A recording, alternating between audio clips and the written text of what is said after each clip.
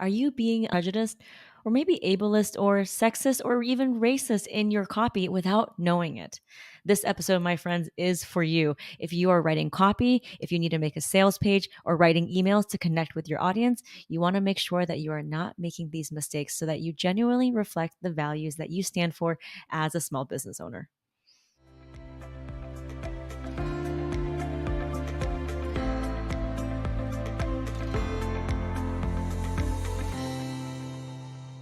What's up, everyone? I am so excited for this episode of the Small Business PR Podcast. Now, I have someone very special. Her name is Kelly Diels. She is a feminist educator, a marketing expert, a copywriting expert, and you are going to hear a perspective that is super interesting and maybe radical to some. But that is why I'm having her here on the show today. Kelly, thank you so much for joining us. Thanks for inviting me. I'm so happy to be here with you. So the first question I think is, what does it mean to be a feminist marketing expert or copywriter? What does that mean? It means that I do all my work through the lens of justice. I trained, like most of us, in all the usual places. I learned how to build businesses and took marketing trainings and copywriting training in all the usual places, but they never really sat well with me because I had to swallow a bunch of my principles in order to do it the way that I was trained. And initially I did that, but I couldn't sort of stay with it because it would be in too much dissonance. And what I sort of had some epiphanies as the mother of Black children around why that was the case. And one of the ways that it became really, really clear to me that we were doing something broken in our business practices and our marketing practices was when a big female lifestyle empowerment brand who was always talking about, being a game changer and changing the world sent an email out in the wake of Eric Garner's killers not being indicted, and the email said, "Do you want to transform your pain and injustice into power? Click here." And I was like really outraged, right, about his killers not being indicted. And I was like, yes, I want to transform my pain into power. I want to know how to do something about this. This could easily have happened to my children. This is an injustice. Like, we have to change this. And so I clicked through feeling really hopeful because I had the backdrop of she always markets herself as a game changer and a world changer. So let me see what she has to offer. And it was a white woman, and it clicked through to a video, and she was having, her face powdered. She was bouncing along to Meghan Trainor's All About That Bass. And then she started talking about how someone wrote into her and a coworker was a problem. How do you handle a negative coworker? How to change your mindset. And so it was like a pre-recorded video about how to change your mindset when people are negative in your environment. But the email was basically leveraging an outrage, leveraging a massive injustice, leveraging Black death for clicks. That how she got me there. And I just had this epiphany. I was like, is this the video she would offer if it could happen to her family? Is this the video that she would offer if it could be her partner? And it was just like, I had this moment of total clarity where all these things that I had been upset about, all the lack of consent in our copywriting, all the, making people feel like they were broken, was like, oh my gosh, it's not just that I'm uncomfortable with it. It's that we are leveraging privilege and injustice to get people to do what we want. And when we're doing that, we are perpetuating patriarchy. We are perpetuating white supremacy. We are leveraging positions of oppressive identities in order to create advantage. And I was like, this isn't just about the optics and the messaging and putting a nice, pretty pink bow on things. We have to look at our business practices and our selling practices. Institutional racism, institutional sexism, all of the institutions are made up of tiny practices. And we, the business owners, are making practices. We are building institutions. And we might think that we're just a small business right now, but every huge business started out as a small business. And when we're looking at those businesses as institutions, they have made decisions about business practices and labor practices. And we are making those same decisions right now. So what we decide to do in a very tiny way with our business practices, our selling practices, our copywriting practices, creates the institutions of the future. So I want to create different kinds of institutions. I want to create institutional justice. And so I'm going to look at my business practices and my copywriting practices and figure out how I can create that opportunity and that outcome.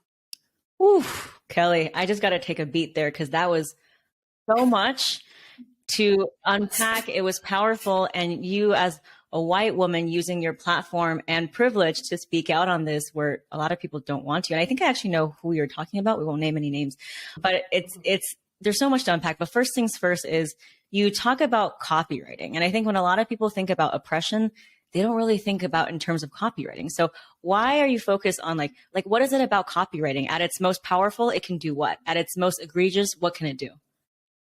So at its most egregious, it can make people feel shame, and it can leverage conditions of scarcity to get people to act against their own self-interest, to act against their interests. So they can make life-altering decisions. So sales practices and copywriting practices can get us to sign up for like a $19,000 package at 20% interest that could actually financially devastate us, right? So we can make really bad decisions. So those are some of the stakes. These can be life-altering decisions. Now, I'm not sweating that much the copywriting for like a $14 pair of earrings or a $19 earbook, because those are not life-altering decisions.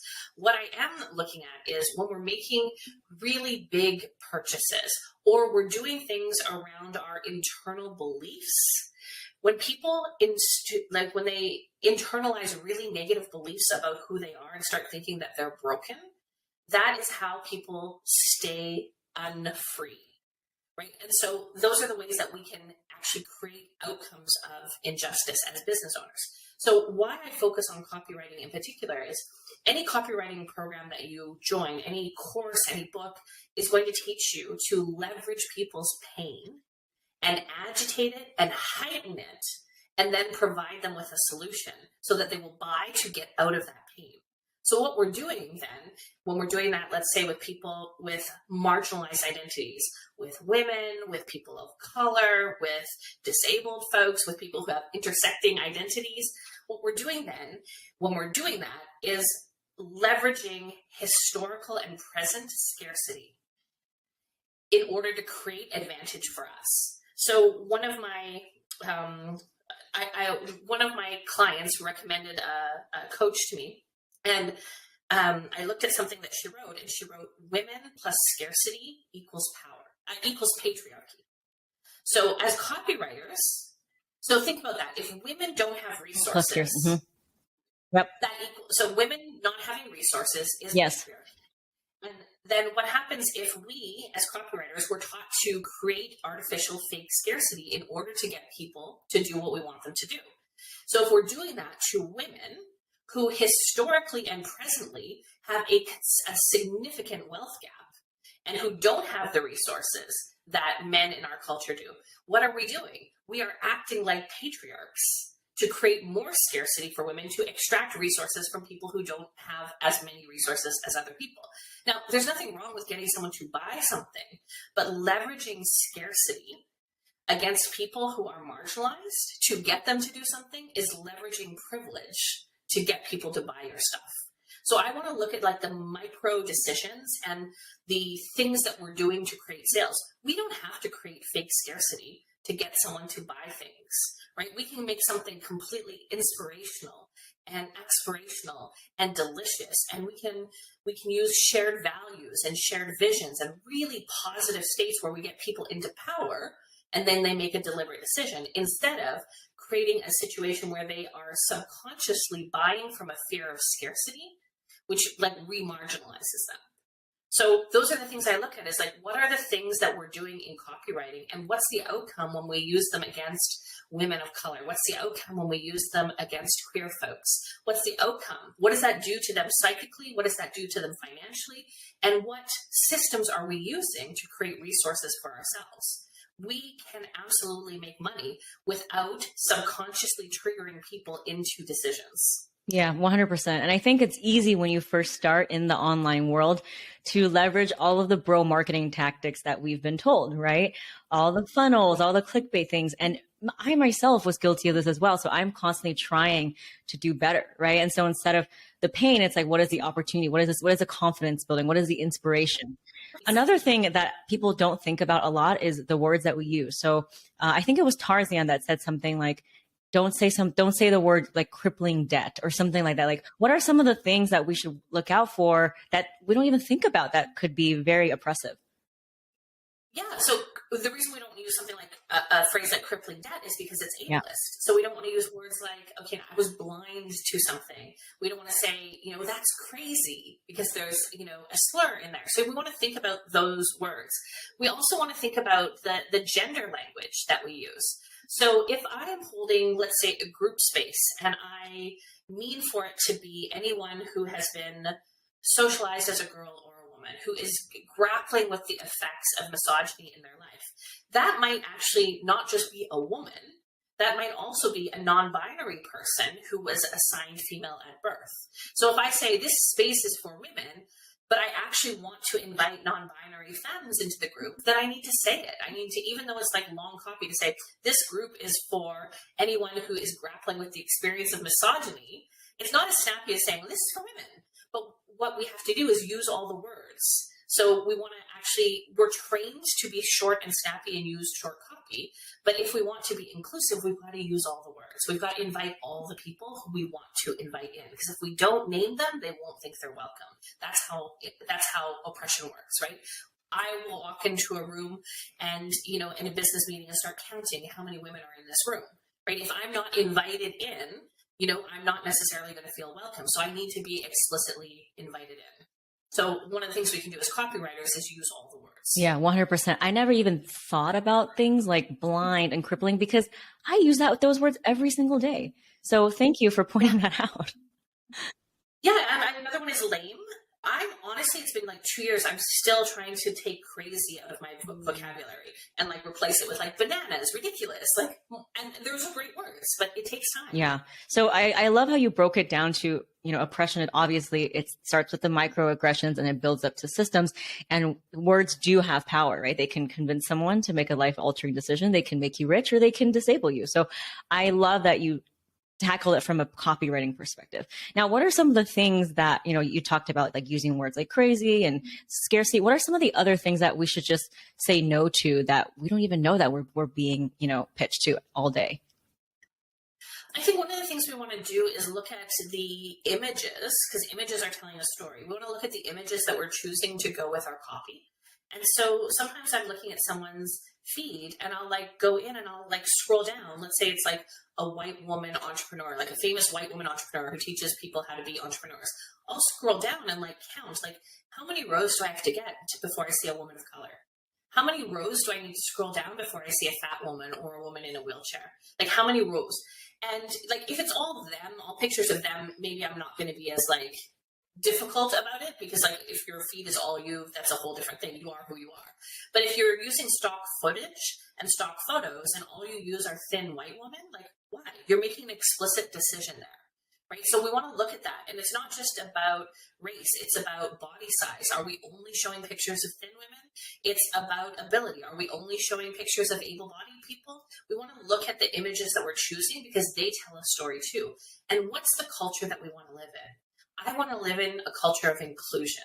So I want to work with people who show me that they're into someone who's been, and sometimes we think that doing that is going to cost us money, that writing copy without leveraging scarcity and without overriding consent means we're not going to make money, or, deviating from the status quo where we only show thin white women as the ideal means we're not going to make money, right? That's the fear. Like if you double down on justice, you're not going to make money. I think we can look at Rihanna to see that that's not true. Rihanna's Fenty line, people who walk the catwalk for Savage, are people with one leg instead of two, people in wheelchairs, fat women, thin women who've had mastectomies, like women of color, white women, people at like varying ends of the skin tone spectrum, like the palest model imaginable and the woman with the most like shiny, beautiful, dark skin. So she has everyone and she is killing it, right? Victoria's Secrets just went out of business and declared bankruptcy because they're not relevant. right? Rihanna is relevant. So we can make a ton of money by doubling down on what we actually believe. And that even in copywriting, I teach people, instead of leading with pain and agitating the pain, what we do is we lead with values. What's the shared vision? Start off by like writing a love letter. What's the vision?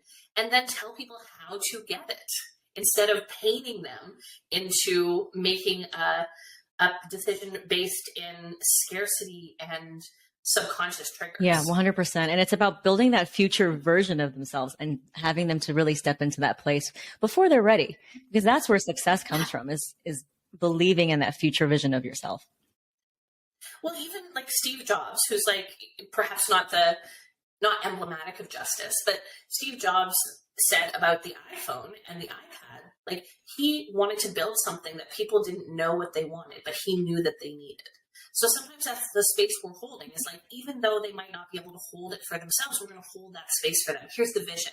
We can move into it together. Yeah, 100%. So, I mean, for a lot of women who are listening, obviously you told us about the scarcity, the ableism, don't use, what about patriarchy? So we talked about racism. What is it about the current business models or things that we see that are just flat out just vestiges of patriarchy, and it's not going anywhere anytime soon? But what are some of the things that we can start to be attuned to?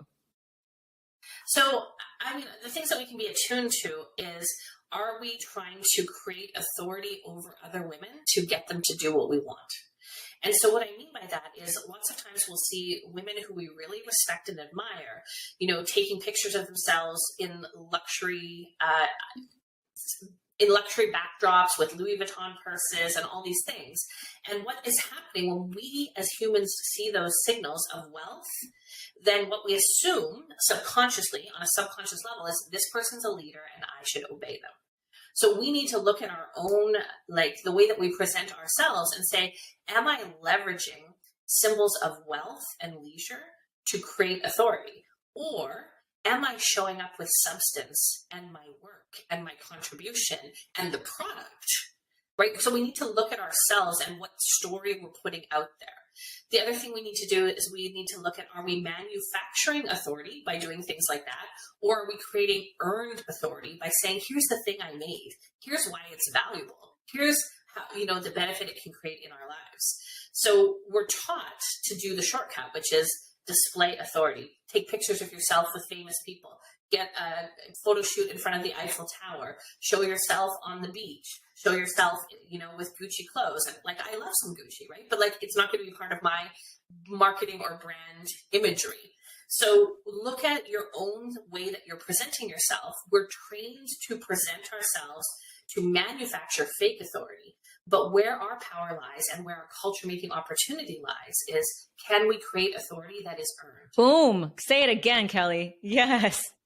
Earned authority is the yes. And that is why what I teach is like earned media. Like, do not pay $2,500 to be in Yahoo Finance top 10 movers and shakers. Like, no, you do have value and you do not need to be with the VIP Cool Kids Club to get featured. So I so resonate with that. And by the way, to this day, I don't own a single Gucci, Louis Vuitton, Chanel, Dior, none of it.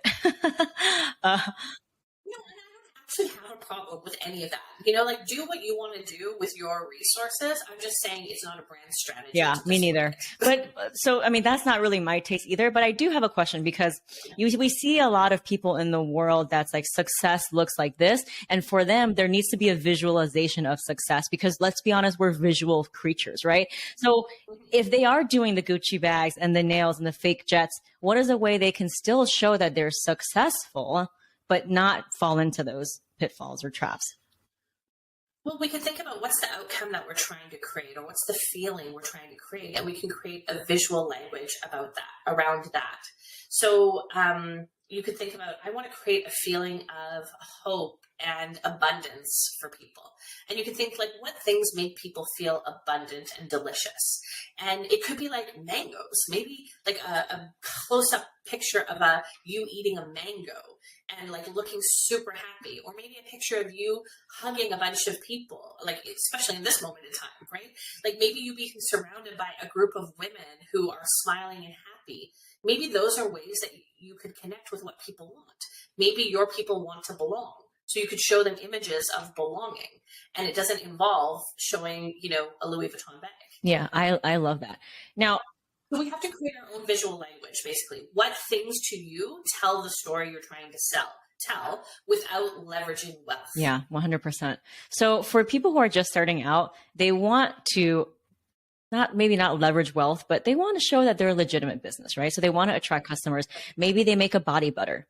So how can they get started to think about marketing, in a way that's going to attract the ideal audience that maybe has a budget to spend? Maybe let's say their body butter is more expensive, but then they want to adhere to their values. How do they walk that line?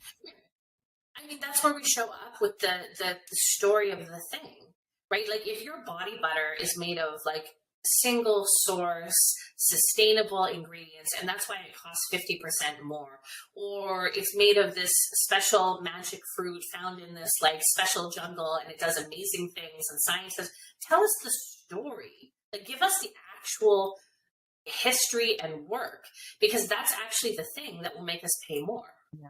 Right? If you tell me how different and special it is, I will pay more for it. Yes. If you tell me like, no pandas were harmed in the making of this body butter where everyone else is harming pandas, well, I'm going to buy, the Panda Pro body butter. Yeah.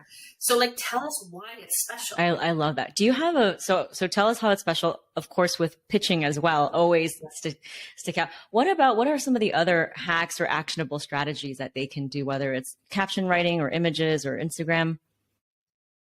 So I have a caption writing tactic that I call the 5-step messaging model. And there's actual research that says this kind of approach works. So traditional copywriting tells us we start with pain, we stroke the pain and really agitate it, and then we provide a solution so that a person can buy. Right? And what I do is something different. Instead, you start with the value. What's the shared value? And there's the Center for Community Change actually did some political testing on messages similar to this and found that it converted better than the messages starting with pain. So a message that starts with pain would be like, look at this starving orphan. Don't you want to help this starving orphan, you terrible, like indulgent Western person, you, right? Like, so that's a pain-based message. But what you could do instead is say something like, nobody wants a child to go to bed hungry. That's a shared value. We share a value. Nobody wants that, right? Unfortunately, Republican lawmakers are putting this bill forward that means there will be no more school lunch programs available, and kids are going to come to school hungry and they're going to go to bed hungry. And so what you do is, so first you say, here's the shared value. We have a shared value. Then you say, there's a villain. So step 1 is shared value. Step 2 is name the villain and make sure it's an actual villain and it's not your client. So traditional copywriting will be like, you're broke, fat, stupid, and ugly. You are the problem. My copywriting, feminist copywriting, says, actually, the problem is there's a cultural problem. There's an actual villain, and guess what? It's not you. You have nothing to be ashamed of. Right? So step 1 of the 5-step messaging model is shared value. Step 2 is name the villain, and the villain is not your client. Name an actual villain. Step 3 is show how it undermines that shared value. So that's when you're like, that law undermines your value. If and that's not okay. And then step 4 is tell them how you do it differently. So over here at such and such body butter, 10% of all our proceeds go towards the school lunch program. That's how we do it differently. And then step 5 is reiterate the shared value. And so that's how together we can make sure that no kids go hungry one body butter at a time. Like I'm mixing all the things, right? But step 1 is name the value. Step 2 is name the villain. Step 3 is tell us how that villain undermines our shared values. Step 4 is tell us how you or your product do it differently. Step 5 is reiterate the shared value and ask people to take an action. So if you just follow that 5-step messaging model, you can expand it or contract it like an accordion. It could be an Instagram post that's 5 sentences. It could be a sales page that's 500 words or 5 pages. Right? You could expand, it could be a whole Medium post. It could be a blog post. You can expand and contract each of those elements as you need to. But if you just follow that, it's really easy. It's a prompt. Just do 1, 2, 3, 4, 5. Do those things, fill in the blanks, and you got it. I love that so much. I mean, you're such a wealth of knowledge, and I could talk to you for hours and hours and hours, but I listened to a podcast that you were on, and you talked about capitalism. And I think us being on the online business world, so much of it is about 6-figure, 7-figure. It's so much numbers based. And I found that I was getting burnt out setting these goals for myself that had no meaning. I don't think that my happiness would exponentially increase, right, from figure to figure. And you said something about capitalism and how it means a hoarding of money as opposed to let it flow in circulation. So can you talk to my audience a little bit about what that means, like the actual energy of money? Sure. So first, I want to start off by saying that I want people who have been historically and presently underestimated to gather resources. So I want the people who are listening to this podcast to have permission to go and make money and use and leverage those resources to create flourishing lives for themselves, to create good livelihoods for the people who work with them, and to like put those resources in the community and create the world we want. So please do not interpret anything I say going forward as don't make money. Please go ahead and make money. Absolutely 100%. And here's what I think about the problem that we're in right now. To me, capitalism is different than business. We, across time as humans, have always exchanged goods, whether it was goods for shells, goods for gold coins, goods for goods. We have always exchanged goods. So business and trade has always existed. What is new is like advanced industrial, Western, supremacist, colonial capitalism. That is historically new. And what happens to here's my description of how it happens. Capitalism is when currency, which is meant to be in flow, a current is meant to be in flow, when currency gets like dammed up and hoarded and it doesn't flow through the community. So I would give an example of like Amazon. Amazon and Jeff Bezos are an example of currency getting dammed up and creating like XRs. One person is hoarding it by like appropriating it by exploiting people, right? So the currency stops with Jeff Bezos and his yacht. It doesn't keep flowing through the community. Where people who are in business, the baker buys goods, bakes bread, sells it to someone else who keeps resources in flow and everyone's doing well. So what we want is not to dam up resources. We want to keep them in flow. We want to make sure that we have enough to personally flourish, right? I do not want us to like only have enough to get by. I want us to flourish and keep resources in flow. So there's nothing wrong with doing business together. What's wrong with is building businesses that exploit, that appropriate, that leverage privilege in order to create advantage, and then accumulate, right? We don't want to accumulate more than we need. We want to flourish and keep resources in flow. So that's when we hire community members. We invest in community infrastructure, right? I want us to create access so we can do those things, but we've got to keep the resources flowing. Wow, that is so powerful. And it's so logical and common sense, but we forget that. Well, we're here to flourish, right? So I'm not here for us to like wear hair shirts and suffer and not have enough and, you know, something comes along and we don't have any resources to meet the need. We have to be realistic about the world we're in, right? We are navigating a world where the social safety net is not adequate, where people in our lives who we thought would be there for us might not be there for us. So we actually need to have resources to fill in those gaps. So I don't want us to like under earn. I don't want us to not have savings accounts because we don't want to be like accumulating capitalists. And I think if you're making less than $1 million take home salary, you probably don't even need to worry about this.